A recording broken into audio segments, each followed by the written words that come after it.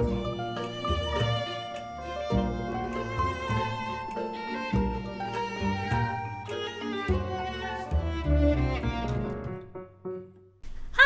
you're watching Dog Year Musings, and I'm Monica, and today I'm doing the mid-year freakout tag.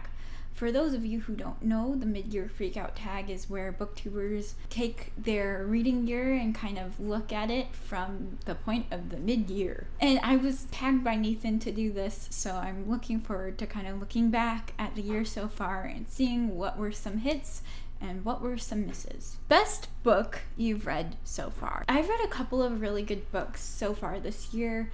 When looking back in my year so far, though, I think that there is a tie so far, and we'll see if that changes by the end of the year.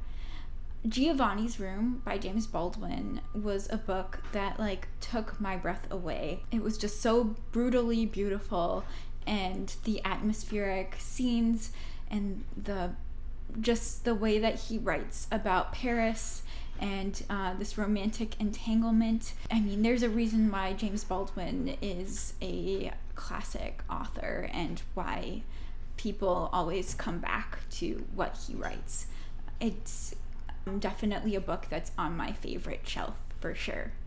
Another book that I was like, oh my gosh, I am just thinking about this book forever and forever is Days of Abandonment by Elena Ferrante.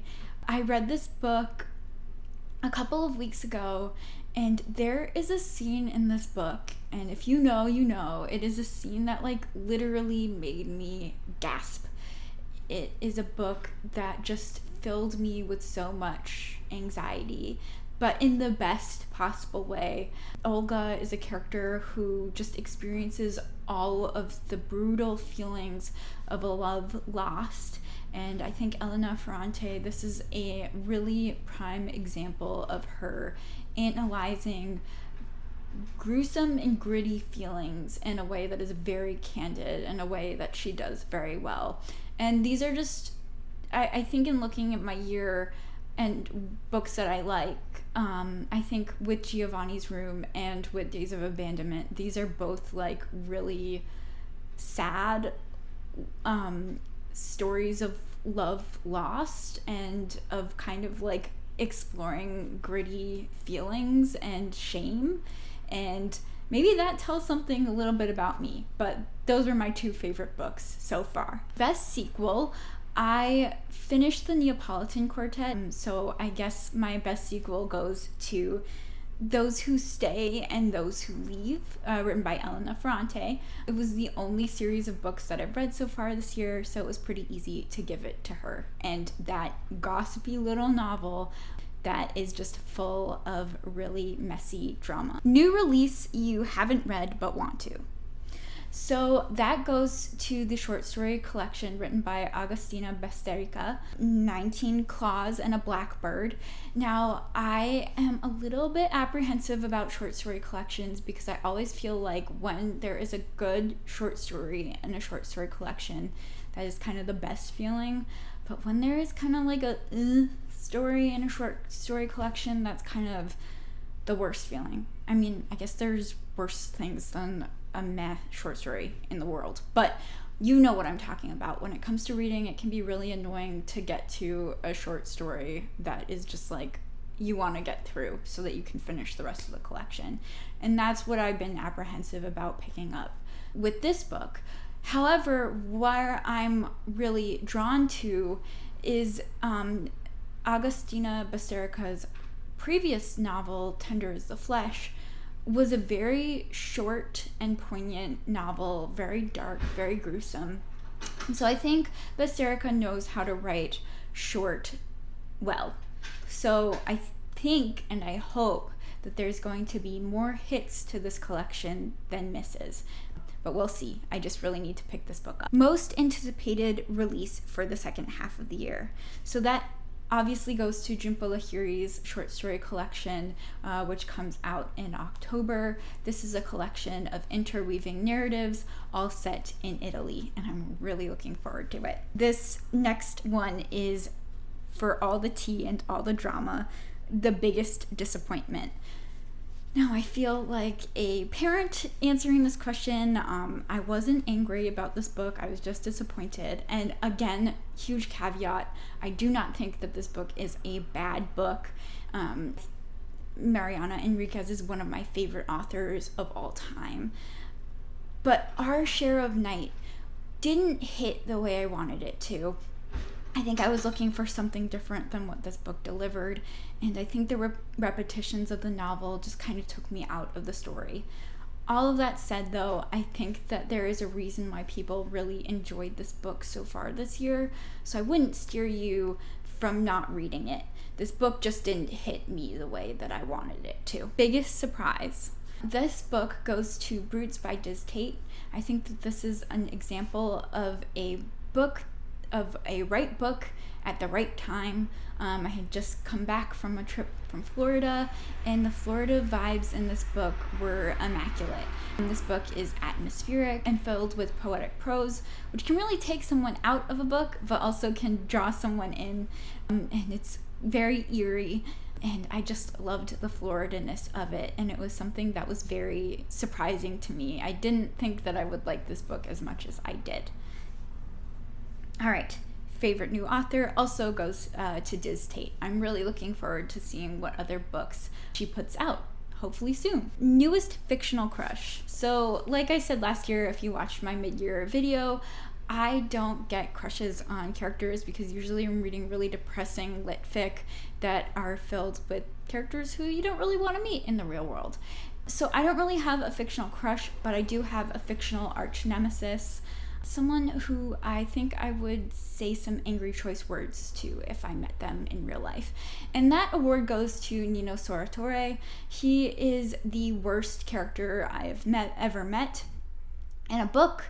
I think he's too real. He reminds me of every art school boy I've ever wanted to get away from.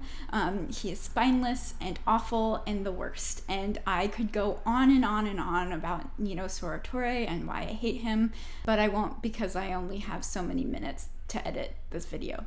So yeah, newest favorite character. I really should have mentioned Monstrilio in this video earlier, but this book is beautiful and lovely and just a really awesome piece of fiction. It plays almost like a stage play, just in the acts, and I think that it just really delivers a really interesting message about grief and also familial expectations. And I think my favorite character in this book was the uncle, who kind of really takes Monstrilio for who he is and really accepts him fully in all of his monster aspects. And I hope that everyone has an uncle in their life because, man, that character is the best. Book that made you cry. I think that goes to Ross Gay's Inciting Joy. He has an essay in there about communal gardening, and I have no green thumb. I can only keep plastic plants. And for whatever reason, that essay made me want to start gardening, and it also made me sob like a baby in front of my office during lunch. So it was great. Book that made you happy. I know that this is a cop-out, but I think any of my buddy reads that I've read so far this year are books that made me happy, even if I didn't really get into the books themselves that much.